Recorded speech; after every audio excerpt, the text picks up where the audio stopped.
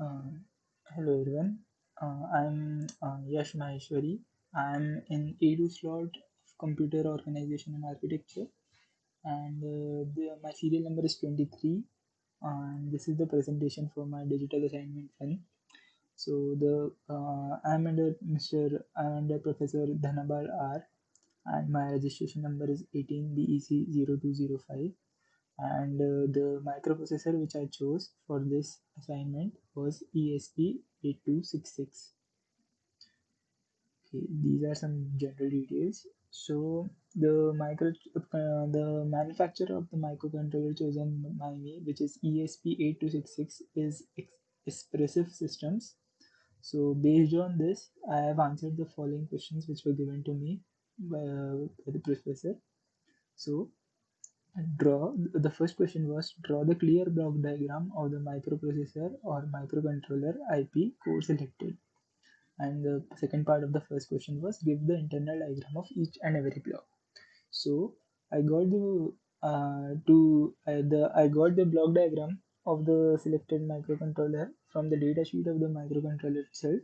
So this diagram was given in the data sheet. So the next task which was faced by me was to design this block diagram on my own.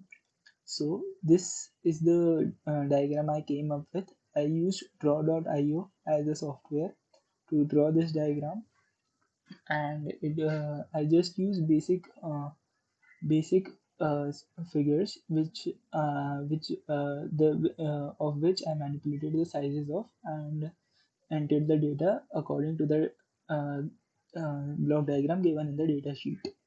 So the second part of the question one was to give the internal diagram of each and every block.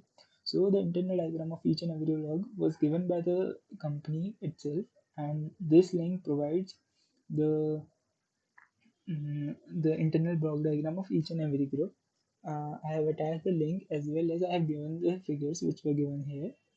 So these are some internal block diagrams and IC designs. Okay, so the question two was to provide the instruction set of the microprocessing element. So the instruction set was given in the datasheet itself. There were several datasheets released as the IC is updated every year. So this was the latest one. So this is the datasheet which was given. Okay, so the third question was explain microprocessing element architecture. So we have studied in our COA syllabus about Harvard architecture and von Neumann architecture. This IC selected by me has architect Harvard architecture. The general facts I have taken from the datasheet provided to me by the company, and this program has on a die program read only memory which includes some library code and first speed tutorial. These all things were discussed in the class, and I have highlighted the points which have been related to our COS curriculum. Moving on to the next question, elaborate register organization of microprocessing element. So the register organization was pin details provided of the microcontroller. So this answer is theory based, and I have sorted out the theory from the datasheet itself. I had to research it, and I searched net as well. Okay, moving on to the next question, which was explain the type of algorithm used for sign and unsigned calculation. So, sign and unsigned calculation we have been taught in our computer architecture and organization syllabus by a professor. We had to find some analogy to this with the microprocessing element we have chosen for ourselves. So, I searched on the internet and in the datasheet, and after a little bit of research, the conclusion was that it uses unsigned algorithm for addition and subtraction, which means the microprocessor is using unsigned algorithm. And for multiplication and division, which is a little bit complex process, they used sign algorithm. So this was the answer to question 6. Okay, so moving on, the question number 7, what type of control logic unit and correlate its performing with the type of controller in module 3 of the COA syllabus? So answer to this was some technical. This was the answer which I found, and okay, some details about the CPU, that programmable random access memory, that is RAM, and ROM interfaces IBUS, which can be converted with memory controller and can be used to visit flash. Data RAM, which is data random access memory interface, DBus, which can be connected with micro memory controller. AHB interface can be used to visit the register. Comparison. So the arithmetic operation include basic calculations such as addition, subtraction, multiplication, and division. And we also saw which type of signed or unsigned things are used during these processes. While the IC selected by me stands for control unit and is one of the two main components of computer processor. It deals with the coordination between the hardware devices attached with each other and works as an interactive bridge for software and hardware of the computer system. So this is the answers which I had to browse through the datasheet and write in my own words. So I have done that. The question 8 was explain the memory management system in the processing element selected. Let's list its addressing capabilities. Memory mapping technique flowed. Find the advantage of memory design and management technique over concepts in module 4 of CO syllabus. So module 4 was the part of our continuous assessment too. So we studied these things, addressing capabilities, addressing modes in that module.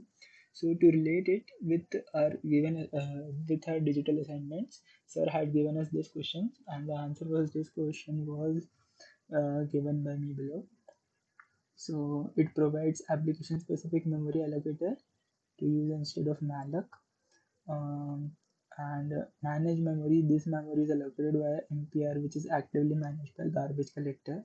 These are some technical things which I found and wrote them in my own words, which was the instruction provided us to by the professor. Malloc memory. This is the memory allocated directly or indirectly by malloc and is not managed by garbage collector. So the basic difference is this managed memory is managed by the garbage collector and malloc memory is not managed by the garbage collector. Some advantages of memory and design management techniques. So the these are the microcontroller specific memory advantages of memory design.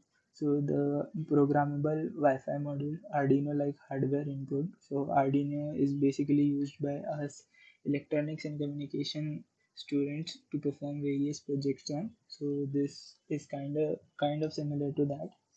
um, it can be programmed with a simple and powerful Lua programming language or Arduino IDE. So Arduino coding can be also done on this. And this is open source, so everyone can use it. It is programmable, low cost, which is the basic requirement by college students. It is simple to use, it is smart to use, and Wi-Fi networking enabled, as discussed earlier. Okay, so the next question was to elaborate the pipeline and parallel processing capabilities of the unit and hazard management techniques. So to answer this, I had to do some research, and these are the data I came up with. So the ESP tile has up to 8 active logical cores built in ESP8266 7-stage pipeline to support clock frequency of up to 2240 megahertz. So the clock frequency is one of the most important feature of a microcontroller, and this microcontroller selected by me supports up to 240 megahertz of clock frequency. Hazard management. So the company itself has its own expressive system smart connectivity platform, enables sophisticated features including fast switches between sleep and wake up mode for efficient purpose, adaptive radio based biasing for low power operation, advanced signal processing, so spur cancellation and RF coexistence mechanism for common cellular Bluetooth device. So these are some general terms which are provided to us like Bluetooth, DDR, LTG, LCD. Yeah. Moving on to the final question. Find whether the processor level parallelism is available in the element selected, illustrate cache coherence and for handling HIT or miss. So hit or miss are the we studied in module 5. So hit is when a search is performed in a microcontroller and the if the details related to the search are found in the cache memory, So it is considered a hit. Otherwise, we have to go to the main memory after looking through the cache memory. So when there is no data, when the required data is not present in the cache memory, it is called a miss.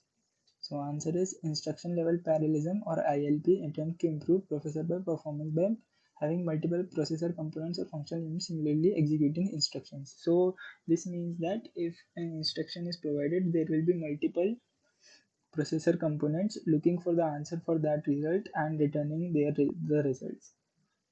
So the main two approaches of ILP, which is instruction level parallelism, are pipelining, in which functional units are initiated, and multiple issue, in which functional instructions are simultaneously initiated.